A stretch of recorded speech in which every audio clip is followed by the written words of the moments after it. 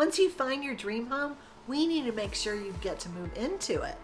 The 10 must-nots once you're in Resco on your home are coming up. Oh my goodness, so many buyers have made these crucial mistakes after they've gotten into contract with their dream home. So my name's Jennifer Bright with Coldwell Banker and Jennifer Bright Homes. Feel free to reach out to me if you'd like to go into any more details on any of these once you've heard them. So once you go under contract, don't do any of the following, okay? Don't change jobs or quit your job. Number 2, don't buy a new car, a van, or a truck, or you might end up living in it.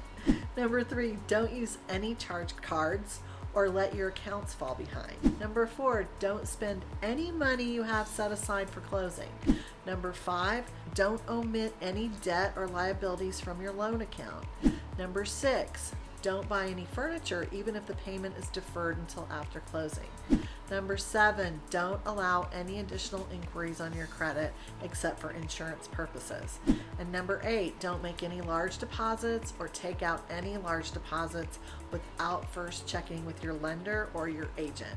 Number 9, don't change bank accounts. And number 10, don't co-sign on a loan for anyone, no matter what. And be sure to tell your lender if you already are a co-signer for anyone. That debt goes against you. I hope this helps. We want to make sure that you understand how to keep your home and actually close once we help you find it.